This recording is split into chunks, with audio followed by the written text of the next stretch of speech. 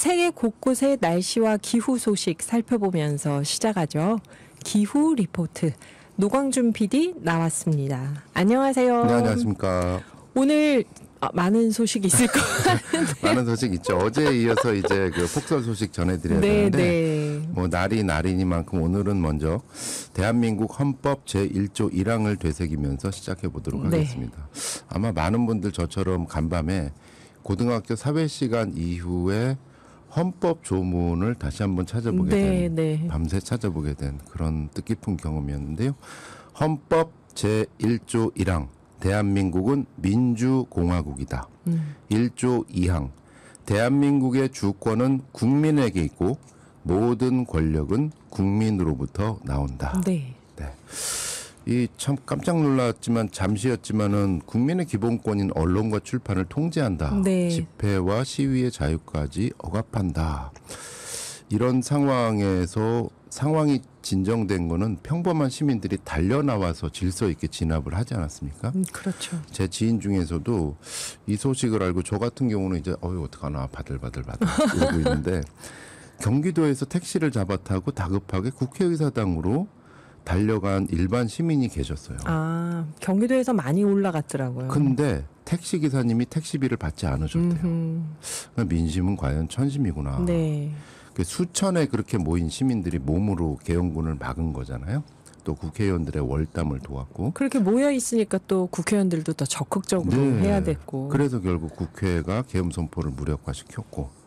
근데 참 놀라운 게 오늘 아침에 보니까 이 기후환경 단체들이 굉장히 여럿이 있고 거기에는 글로벌 단체들이 있고 특히 정치적인 사안에 대해서는 사실은 거의 입장을 안 냈어요. 그렇죠. 왜냐하면 진보 보수를 떠나서 기후에 같이 목소리를 내야 되는데. 지구를 위하는 단체니까. 그래서 사실 가자지구 사건 같은 경우도 정말 할 얘기가 많음에도 불구하고 억눌렀었거든요. 네, 안 하고 참고. 그런 단체들이 오늘 아침에는 이런 얘기를 하고 있습니다. 지속 가능한 사회를 만들기 위해서는 민주주의가 꼭 필요하다. 오늘 아침 그린피스 성명서. 아, 그린피스에서 성명서가 나왔나요? 네. 지속 가능한 세상은 모두가 참여하는 진정한 민주주의 실현과 정의 없이는 불가능하다. 그린피스는 반헌법적 사태를 유발한 대통령과 정부 강요의 법적 책임을 요구한다.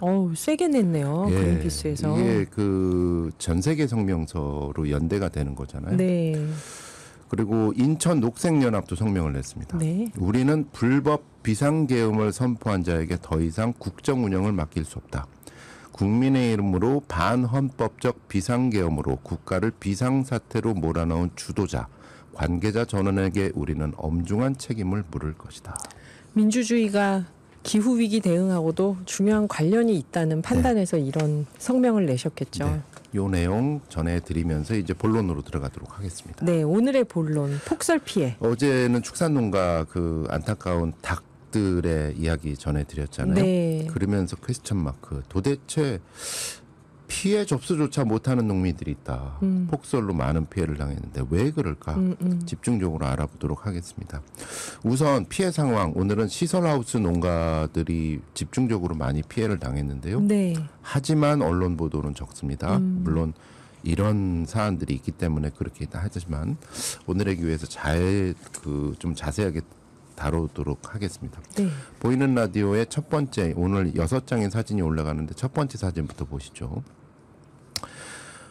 폭삭 무너진 비닐하우스 눈으로 덮여 있는데요. 청년 창업농의 눈물이 서려 있는 비닐하우스 사연입니다. 청년 창업농이요. 경기도 화성시의 20대 청년 농민들이 농사로 어떻게든 나의 꿈을 실현해 보겠다라는 꿈을 안고 시설 온실을 꾸렸습니다. 이들이 올해 청년 창업농이라는 지원에 선발돼가지고 지원을 받았거든요. 이 지원이 굉장히 까다로운데 비닐 온실에서 안정소득을 기대했건만 수확도 해보지 못한 채 완전히 완파됐습니다. 그럼 이게 이분들 빚이 되나요? 그래서 수확도 해보지 못하고 빚부터 올라앉을 그런 안타까운 상황이고요. 지금 저 사진 올려주신 거 보니까 재난 영화 같아요. 이게 이제 홍한나 경기도 친환경 농업인 연합회 사무처장님께서 현장에서 안타까운 사진들을 몇 장 보내주셨는데요. 두 번째 사진 보겠습니다. 이번에는 경기도 평택시의 시설하우스 농가 사진입니다. 옆으로 돼 있는데 눈으로 뒤덮여 있는 비닐 온실 위에서 위험을 무릅쓰고 농민이 삽으로 눈을 치우고 있는 사진입니다. 여기를 보면 여기도 하우스가 폭설로 완전히 주저앉았고요. 네. 거기에 눈이 또 내려서 언 상태로 또 눈이 쌓여 있습니다. 아, 눈이 얼고 그 위에 또 눈이 내리고. 굉장히 위험한 상황이죠. 그러네요. 그래서 주변에서는 올라가시면 다칩니다. 위험하세요. 하지 마세요 하는데 농민이 이런 말을 하셨대요. 이거밖에 할 수 있는 게 없어서 하면서 눈을 계속 삽으로 퍼내고 계셨다. 이 피해 복구를 올라가서 삽으로 눈을 푸는 걸로 지금 하고 있는 거구나. 네, 너무 답답하니까. 네. 그다음에 세 번째 사진 보여드리겠습니다. 여기는 이천시의 쌀 도정 공장인데요. 네. 눈으로 완전히 종이짝처럼 반토막이 났습니다. 이 쌀 도정 공장은 잘 아시겠지만 농민들이 쌀을 재배를 하면 네. 이 도정이라는 게 이제 껍데기를 어느 벗겨주는. 정도로 벗겼냐, 그래서 네. 벗기느냐에 따라 백미가 되느냐, 현미가 되느냐 이렇게 되는 거잖아요. 그래서 마을 주민 모두가 이용하던 공간인데 저렇게 됐습니다. 다행히 사람이 없어서 인명 피해는 없었다. 그건 진짜 불행 중 다행이네요. 예. 이렇게 피해가 곳곳에 있습니다. 지금 27일부터 28일에 내린 기록적인 폭설, 117년 만의 폭설로 경기 지역의 시설 피해 건수가 9천 건에 육박을 하고요. 계속 늘어나고 있네요, 지금. 계속 늘어나고 네. 있습니다. 이거는 어제까지 잠정 집계고요. 9천 건 시설 피해 중에서 농업용 비닐하우스 피해가 4,664건, 또 소, 돼지, 닭을 키우는 축산시설 피해가 1,538곳. 네. 이 두 개를 합치면 거의 90%입니다. 네. 농업용 시설의 피해가 대부분이다. 지난 2일 기준 시설 피해액이 1,675억 원인데 여기에 안 잡힌 통계들이 있습니다. 기준에 안 맞아서 지금 신청을 못 하나요? 아예 피해 신고조차 안 받아줬다. 대상도 아니다. 농민들이 이렇게 하면 나는 신고도 안 받아준대. 대상도 아니래. 그건 어떤 경우일까요? 말도 안 되는 상황이죠. 네. 그런데 유형별로 보면 이렇습니다. 자, 경기도 평택의 친환경 시설하우스 농가 사진 한번 보시죠. 완전히 무너져 내렸습니다. 완전히 무너져 내렸는데 피해 시설로 등록조차 안 됩니다. 이유는 경영체 등록이 안 돼 있다.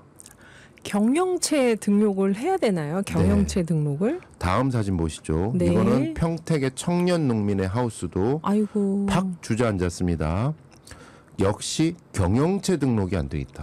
경영체 등록이라는 게 뭔가요? 그러니까 하도 가짜 농민, 진짜 농민 이래가지고 지원금을 농사도 농사 안 안 지으면서 지면서 받아간다. 지원금 직불금. 타먹는 네. 그런 부재지주들이 많다 보니까 정부에서 경장 여부를 인증받기 위해서 경영체 등록 제도를 시행을 하는 거예요. 네. 근데 문제는 가짜 농민 잡으려고 경영체 등록을 시행을 했더니 오히려 진짜 농민들이 이렇게 재난에서도 피해를 받더라. 어떤 것 때문에 실제로 그럴까요? 법의 사각지대를 이용해 가지고 농사도 안 지으면서 농사 짓는 척하는 부재지주들이 경기도에 굉장히 많은데 네. 땅값이 비싸니까 네. 이분들이 자기가 안 들키려고 진짜 농민인 척 위장을 하는 거예요. 네. 위장을 하려면 뭐냐?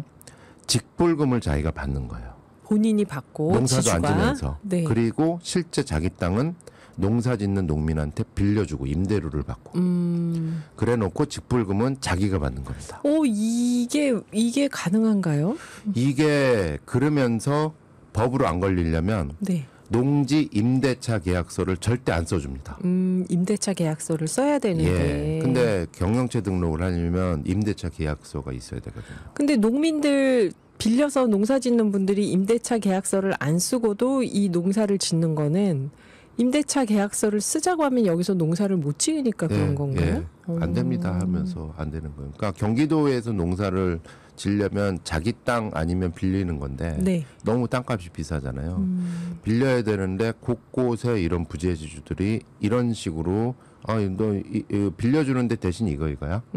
하니까 울며 겨자 먹기로 대신 임대차 계약서는 안 쓰고 직불금도 포기하고 요렇게 하면서 농사를 져왔는데 막상 이렇게 주저앉으니까 피해 신고조차 안 되는 안 되는 거네요. 예, 이런 법의 사각지대가 경기도 곳곳에 있는 겁니다. 이게 어떻게 해결이 방법이 없나요, 이런 거? 안 그래도 이제 그 홍한나 처장님 내일 모셔서 네. 좀 자세하게 여쭤봐야 될 것 같습니다. 네. 그러니까 이게 부재지주 비율이 많으면 40%까지 된다라고 하니까 이게 마치 그 옛날에 그 신문의 상록수 시절에 그렇죠. 뭐 소장농도 아니고 그 임차농들 임대차 계약서를 못 쓰고 임차 농을 하시는 분들이 40%가 넘을 수 있다는 얘기잖아요, 이게. 이런 식으로 어쨌든 그 경영체 등록이 안 돼서 접수조차 안 된다. 두 번째 사례 또 한 장 사진 보시겠습니다. 네. 이 시흥의 한 농민인데요. 이분도 위험을 무릅쓰고 손상된 비닐하우스 위에 올라가서 눈을 치우고 계십니다. 네. 근데 손상된 저 비닐하우스 동도 피해 접수조차 안 돼 있습니다. 왜냐하면 저게 농작물을 키우는 재배동이 아니라 작업동이라고 해가지고 네. 포장지나 선별기, 절단기, 농기계를 보관하면서 포장 작업을 하던 비닐하우스거든요.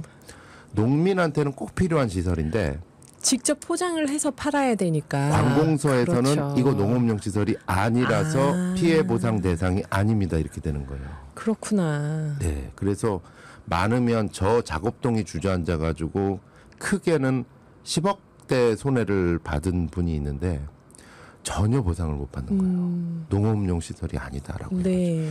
그러니까 곳곳에 행정적인 부분과 실제 농민의 농사 형태하고 맞지 않는 사각지대가 분명히 있는데 이 시군 단위에서도 알면서 저희도 알고 도와드리고 싶은데 중앙정부 지침이 어쩔 수 없습니다. 안 그러면 우리 감사 걸립니다. 이렇게 되는 거예요. 여담이지만은 그 농식품부 장관님이 네. 계엄 회의에 왔다라는 기사들도 있는데 그분이 가실 곳은 여기가 아니라 여기죠. 그 현장에서 지금 피해 보상을 못 받고 있는 농민들이 농민들의 어떻게 돼 아우성이 있는지. 정말 말도 안 되게 드는데 자, 그다음에 재해보험의 문제가 있습니다. 특히 지난번에 한번 다뤘으니까 뭐 굳이 자세하게는 말씀을 안 드렸는데 뜻밖의 재해보험을 안 든 농민들이 되게 많아요. 전 처음에 농민들의 문제인 줄 알았어요. 네. 아니 왜 보험을 왜 안 드실까? 시설을 하면서 왜 보험을 안 드실까? 실제로 우리나라 농업재해보험 가입률이 50%가 안 됩니다. 이거는 구조적인 문제가 있다는 거거든요. 실제로 현장의 얘기를 들어보면 하고 싶어도 실제로 보험금 지급 범위가 좁다. 네. 그러니까 보험금을 어차피 자부담으로 내잖아요. 그 돈 모아놨다가 차라리 내 돈으로 처리하는 게 낫다라는 농민들이 많아가지고 그러니까 보험이 사실상 무용지물 형태가 많다는 거죠. 예를 들면 이런 식입니다. 기후위기로 각종 병해충이 창궐하고 있잖아요. 네. 근데 병해충 보험을 받을 수 있는 품목은 딱 감자, 고추, 벼, 복숭아 4개밖에 안 된대요. 어떻게 작물을 4개만 짓는 게 아니잖아요. 병해충은 농민들이. 계속 늘어나고 있는데. 네. 그래서 피해를 그 후에도 여러 가지 뭐 자부담과 관련해 가지고 여러 가지 항목들이 농사 환경하고 안 맞는 게 많아서 네. 피해를 입은 다음에 보험을 신청해도 지급 자체를 거절하는 율이 20%가 넘는데요.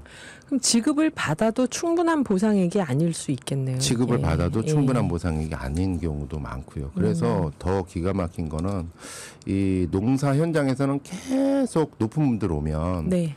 이거 기후위기로 재해가 늘어나는데 보험 좀 어떻게 해달라고 네, 네. 지속적으로 요구를 해왔대요. 그래서 최근에 더불어민주당 농해수위 국회의원들의 발의로 이번 국회에서도 이 농업재해보험 관련 법안 개정 안건이 산정이 됐는데 네. 거기에서 최근 동향으로 국회에서 나오는 말은 이거 대통령실에서 거부권 행사할 것 같다. 이런 얘기가 계속 들려왔다는 겁니다. 네. 어제 오늘 내일까지의 상황을 봐서는 또 어떻게 될지는 모르겠습니다만 이래서 지금 내각이나 높은 분들이 계실 곳은 여기다 피해 현장이. 그리고 군부대가 갈 곳도 국회 잔디밭이 아니라 진짜 위험해서 지금 2차 피해 때문에 못 들어가시는 복구조차 못 하시는 분들이 굉장히 많대요. 그래서 위험한데 군장병 투입하는 거는 저도 그 학부모 한 사람으로서 그거는 하지만 안전을 보장한다는 차원에서의 인력 부분에서는 워낙 정말 고령 농민들이 많으시니까 공공의 지원이 필요한 절실한 거죠. 부분이 이 농업 부분 폭설 피해 상황이다라는 부분이고 내일 그 홍한나 처장님 현장 이야기 본격적으로 스튜디오 오늘의 기후 스튜디오에 모셔서 자세하게 짚어볼 예정입니다. 많이 들어주셨으면 좋겠습니다. 네, 정말 풀어야 될 문제가 한두 가지가 아니네요. 오늘 저기 노래 소개는 직접 하실 그러니까 뭐 그 거죠? 복잡한 감정들이 많이 들으셨을 텐데 참 영원한 게 없다라는 생각이 들었어요. 특히 권력은 빅뱅의 라스트 댄스 추천드립니다. 네, 감사합니다. 노광준 PD였습니다.